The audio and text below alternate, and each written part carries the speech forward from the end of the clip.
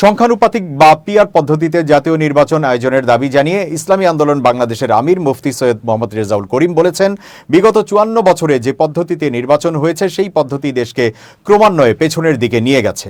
দেশের বর্তমান যা কিছু উন্নয়ন তা ব্যক্তিখাতের প্রচেষ্টা ও উদ্যোগের ফল। তিনি বলেন, ইসলামী আন্দোলন বাংলাদেশ তাই উভয় কক্ষে পিআর পদ্ধতিতে নির্বাচন আয়োজনের জন্য দাবি জানিয়ে আসছে।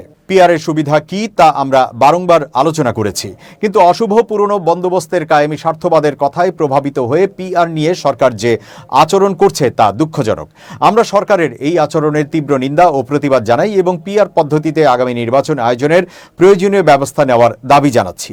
সোমবার ১৫ সেপ্টেম্বর দুপুরে পুরানা পল্টন IAB মিলনায়তনে ইসলামী আন্দোলন বাংলাদেশের এক সংবাদ সম্মেলনে এসব কথা বলেন তিনি। মুফতি সৈয়দ মোহাম্মদ রেজাউল করিম বলেন, জুলাইয়ে ছাত্র জনতা রক্ত দিয়ে দেশকে স্থায়ীভাবে স্বৈরতন্ত্রের কবল থেকে রক্ষা করা, রাষ্ট্রের পরতে পরতে জমা হওয়া ৫৪ বছরের জঞ্জাল দূর করা, ক্ষমতার ভারসাম্য আনা, সর্বত্র জবাবদিহি নিশ্চিত করা সহ সব নাগরিকের ভোটের অধিকার নিশ্চিত করার জন্য। জুলাই পরবর্তী বাংলাদেশে সংস্কার, বিচার ও নির্বাচন এই ক্রমধারা অনুসরণ করা রক্তের দায় ও অঙ্গীকার। কিন্তু দুঃখের সঙ্গে বলতে হচ্ছে, সংস্কার ও বিচারকে গুরুত্ব না দিয়ে নির্বাচনকে মুখ্য করে তোলা হয়েছে, যা দেশকে পুরনো অশুভ বন্দোবস্তে আবারও নিপতিত করবে বলে আমরা আশঙ্কা করি। রেজাউল করিম বলেন, দেশের একটি রাজনৈতিক পক্ষের বক্তব্য, বিবৃতি ও আচরণ দেখলে মনে হয় জুলাইয়ের আন্দোলন হয়েছিল কেবলই ক্ষমতার পালাবদলের জন্য।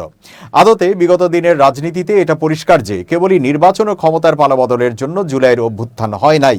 যুগপৎ আন্দোলনের প্রেক্ষাপট সম্পর্কে তিনি বলেন, আমরা যারা জুলাই জীবনকে বাজি রেখে সংগ্রাম করেছি, যারা বাচ্চাদের রক্ত জীবন উৎসর্গিত হতে দেখেছি, যারা আহতদের রোনা জারি শুনছি, তারা এই পরিস্থিতি মেনে নিতে পারি না।